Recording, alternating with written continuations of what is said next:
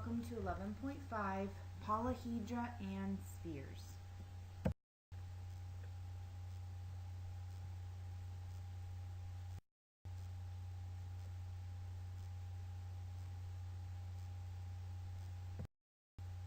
Okay, so this section we are going to develop a formula for finding the volume of a sphere. Now, it's actually a very beautiful proof, and I know that you all don't think beautiful and proof go together in the English language, but it's actually an unexpected relationship. So it's actually, we're deriving the formula, and it's not a two-sided proof like what we've written in the past.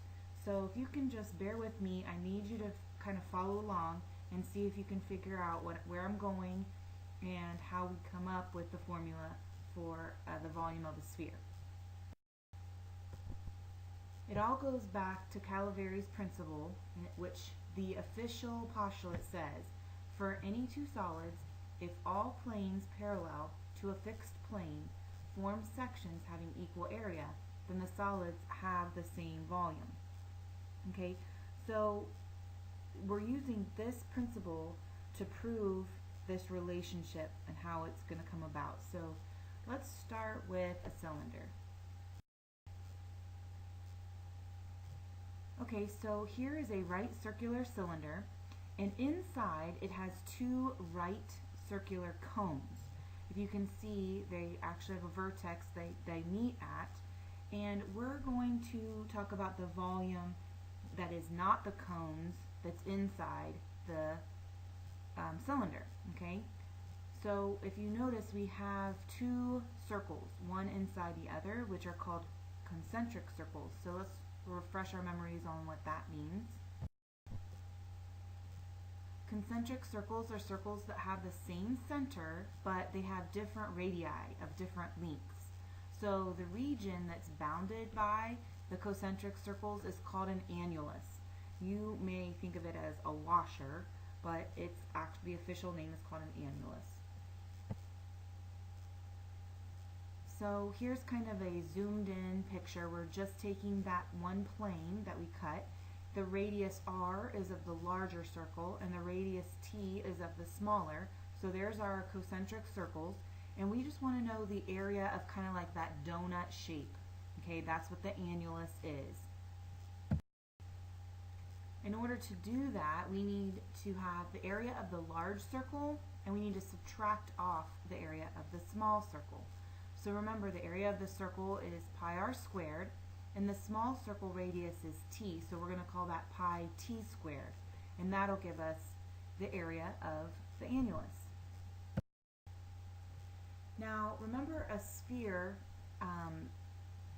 it has a radius. We're going to still call that sphere radius r, and then we're going to have a secant plane that goes through it. Now remember, when we do that, it creates a circle. Okay, well, that circle is going to be t, the distance t away from the center, and then the secant circle is going to have a center c with a radius x. So all of that to say, let me just show you a picture, and it should make sense with all the, we have three different distances we're talking about. So if you see here, here's the sphere, the center is a of the sphere, and then the radius is r.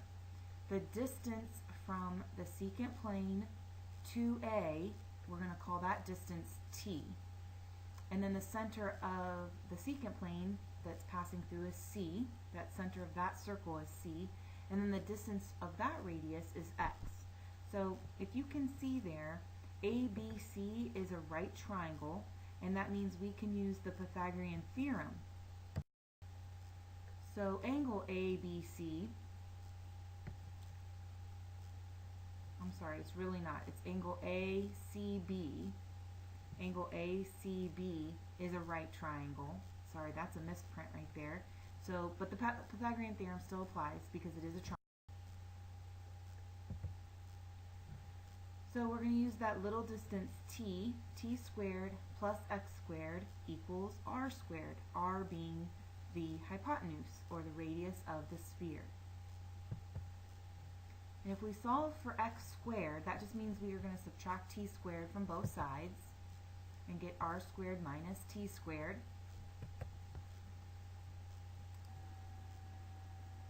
Since the area of the sector is actually a circle, we know it's pi r squared, but remember the radius of that sector is x, so we're going to call it pi x squared.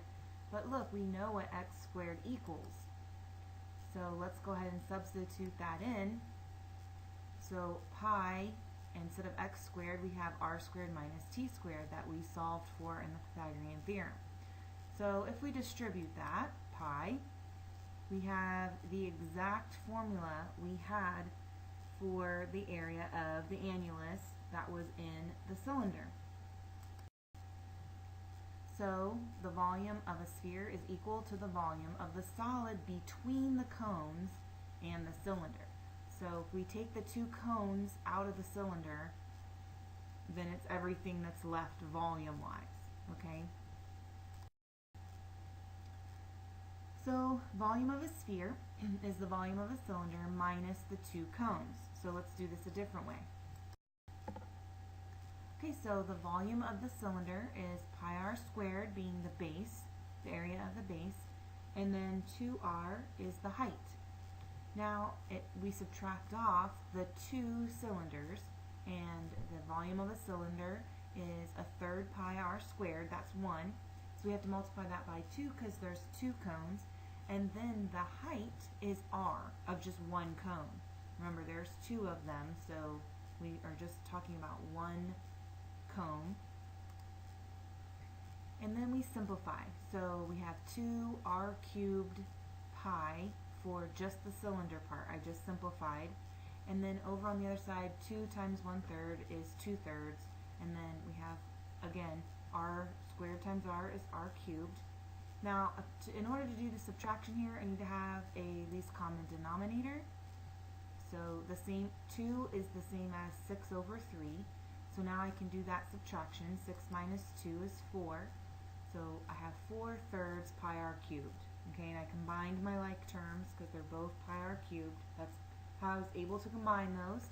And that ends up giving us our next theorem. The volume of a sphere is 4/3 pi times the cube of the radius. Now be really careful here. Spheres don't have sides, so don't put an S there. It's the radius of the sphere. So that whole proof was just so that we know for sure the volume of a sphere. Now, I know you would have just believed me if I told you the formula was 4/3 pi r cubed, but I want you to be able to do this later on if you decide to take pre-cal with me as a senior. This is going to be really helpful to you because we're going to do things like this all the time. So let's work an example with our new formula. Find the volume of a sphere with a diameter of 10 inches. So that means our radius is 5 inches. So where there's an r, we're going to put 5. 5 cubed times 4/3 gives us about 166.7 pi. And so if I go ahead and multiply in pi, I get approximately 523.6 inches cubed for the volume of that sphere. Now I just want to give a little review. Okay, these are just the volume facts that we already know, but really important to put on your card for your test.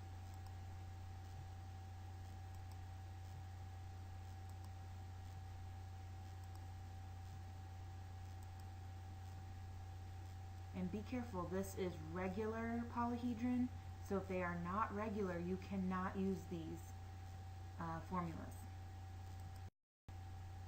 And here are the formulas for all bases, so whether of a prism or a pyramid, I at least need to know the area of a base.